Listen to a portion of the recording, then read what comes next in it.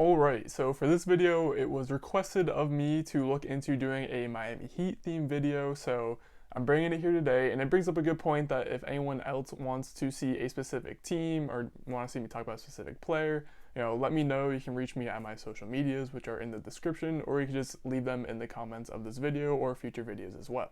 With that being said, this video is going to be about the Miami Heat, more specifically Tyler Herro, and how the Heat are forcing him to evolve his game into a more of a playmaker role rather than just being the scorer that he came into the league as. Overall, this Miami Heat team has been through a lot over the past calendar year. Obviously, opening the 2020 season, they were deemed as a dark horse by a lot of NBA fans, and it turned out to be true. They were the best team in the Eastern Conference come the playoff time.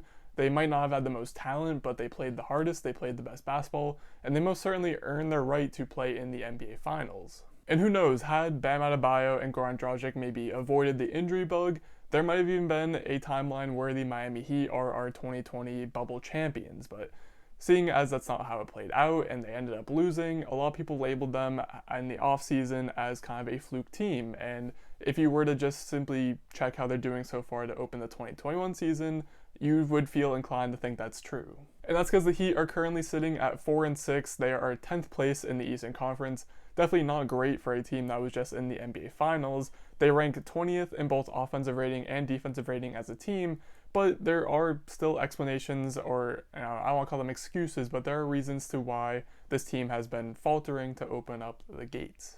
Across these first 10 games, they've actually used 7 different starting lineups so far, so there's just been so much movement in the lineups and the rotations for Eric Spoelstra. They haven't been able to hammer down any sort of routine at all, as with COVID, the pandemic happening, they are one of the teams who's been hit very hard by the health and safety protocols. We've seen plenty of players miss games, including their star players in Bam Adebayo, Jimmy Butler, Avery Bradley. I mean, even Udonis Haslem is getting hit by the health and safety protocols. Through all the commotion, there's only been 3 players on this Heat roster who have actually appeared in all 10 games, that being Tyler Herro, Duncan Robinson, and rookie Precious Achiuwa. And, with all these factors coming in, it's just been so hard for this team to get any sort of momentum or just any real chemistry on the court. I know that majority of them played together in their finals run last season, but again, it's a new year, you gotta get things going again, and for the Heat, it's looking like it's gonna take a bit more time than the average team. It certainly looks like that for Jimmy Butler, their star player, their best player, and perhaps probably would have been their MVP had they ended up winning the finals last year. But so far this season, Jimmy Butler has appeared in 6 games, and his points per game numbers are down 4 total points from last season. Now, you can look to the fact that he is 0 for 7 from 3 on the entire year so far, or the fact that he is getting to the foul line at about 50% of what he did last season, which is a huge key to his game, especially offensively. That's one of the things that makes Jimmy Butler elite, is his ability to get to the foul line. Now, Butler also came into the season nursing an ankle injury that limited him in the first few games, and then again, with the health and safety protocols, he was one of the players that was hit by the, needing to sit out in quarantine and a lot of good stuff. So again, there's just been many speed bumps in Jimmy Butler's road to start this season. But on the bright side, one player who did catch my eye when I was looking through all of the Heat stuff so far for the 2021 year was Gabe Vincent, who over the past 2 games against the Philadelphia 76ers, he earned the start in both those games with so many players missing out, and he actually produced. He was able to score over 20 points in both games, and he showed a lot of flashes.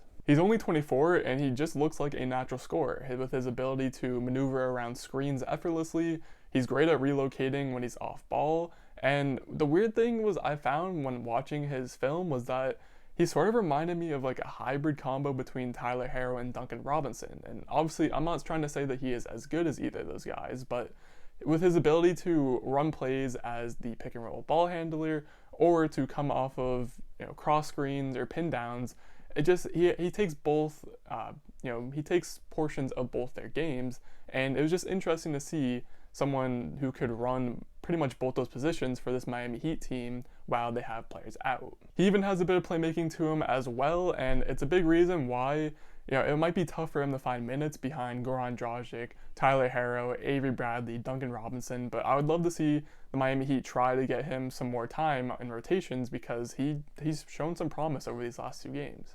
But to get back to the main point of this video, and being Tyler Herro and his improvement as a passer, I found it very interesting that if you actually look at his percentage of time on the court at each position, last season in 2020 when he was a rookie, he played 19% of his minutes at the point guard spot, while he played 75% of his minutes at the shooting guard spot, whereas this year it's a much more evened out percentage-wise, with him playing 41% of his minutes at the point guard spot and 42% at the shooting guard spot.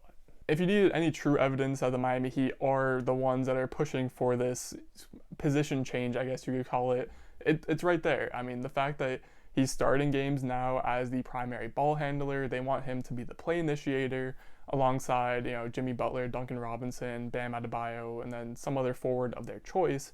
It's just a lot more different than what they had him doing last season, where he was a sixth man who came off the bench with the goal to score the ball. Another little interesting tidbit that I found when looking through the Tyler Herro numbers is that while he is taking on this new role, his numbers are all increasing as they should for any player who is simply just getting more minutes, a few more shot attempts per game, and is being trusted to be a better player like Tyler Herro is. But his usage percentage has actually only gone up about 1%, which is interesting because it tells you that he's really maximizing each possession that he touches the ball, and it's just another great sign that he is improving as a basketball player. Because Tyler Herro is still the great scorer that the Heat drafted him to be. As a sophomore, he's averaging 17 points per game and helping his team be competitive and get some wins while other players are missing from the lineup.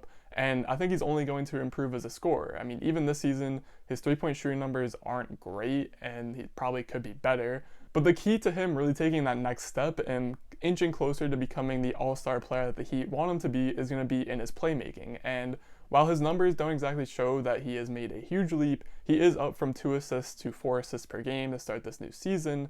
And I think it just has to be remembered that playmaking is one of the toughest things in the NBA. That's why there are very few guys that can do it. There's even fewer guys that can do it at an all-star or elite level. And it's not just going to happen in one day where Tyler Herro is not simply just going to pick up a basketball and say, wow, I'm an elite playmaker now.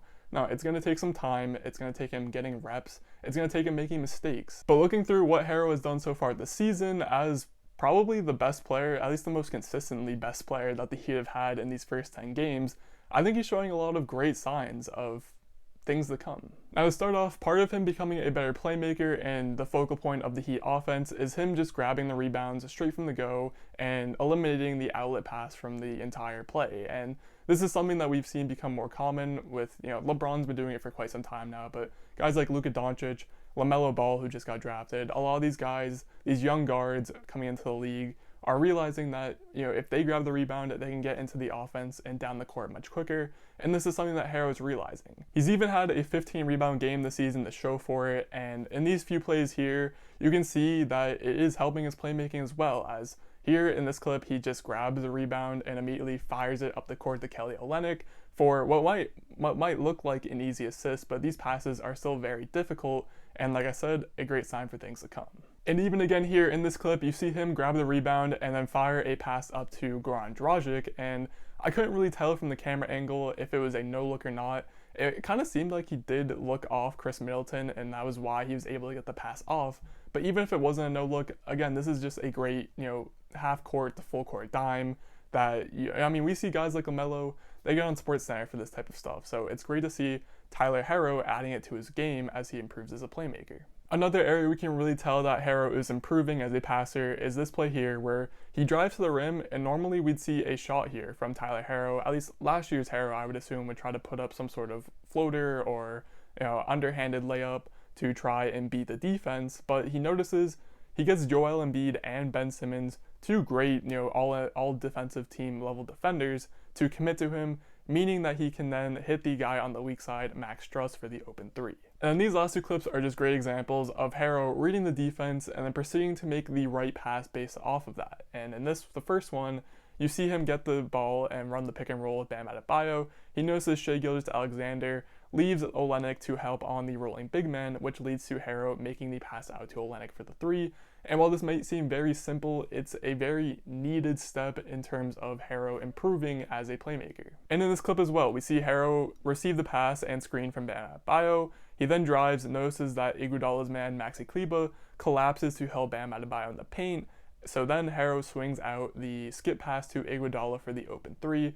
Again, this is a pretty basic stuff in terms of high-level playmaking, but again, it's a much needed step for Herro to learn to not always just force it to the roll man and instead kick it out for the wide open three. All in all, I fully expect this Miami Heat team to get right by the time playoffs come around. They're still a very talented team, and they still have Erik Spoelstra at the head, and if I know Erik Spoelstra from my years of watching him, he is going to come up with the perfect game plan, no matter what, to give his team the best available chance to beat whoever they play.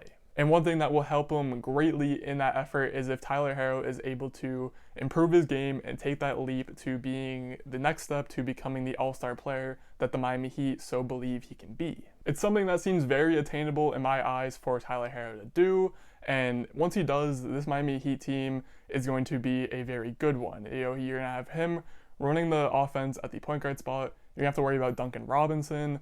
If everything breaks down, you have Jimmy Butler, who can just get to the rim and get to the foul line and just get you points. You have Bam Adebayo, who's already becoming one of the better centers in the modern NBA today. And then from that point on, the Heat just have plenty of depth and role players who are willing to work hard for Erik Spoelstra. All in all, making them a very tough team to beat. And just, they're going to be, no matter what place they finish in, even last year, they finished as the 4th seed and made it to the finals. I know if the Celtics end up playing them again, I'm going to be very scared as a Celtics fan, just because this Miami Heat team is going to be very hard to beat 4 games out of 7. And again, developing Tyler Herro as a playmaker will just make him that much harder to beat, as they're just going to have more guys on the court who can handle the ball and attack defenses and just make the right reads. And this is all what's happening right now. It's honestly, it's good for Herro to have all these guys missing games like Butler, Adebayo, who've been out, just because it gives him the option to be the number 1 guy, maintain the offense himself, and then grow, make mistakes, and learn. And that will do it for this video. As always, leave your comments down below on what you think about Tyler Herro and the Heat, and again, leave some recommendations if you have certain teams or players who you want me to talk about. And outside of that, leave a like if you enjoyed this video or enjoy this type of content. And as always, most importantly, thank you for watching.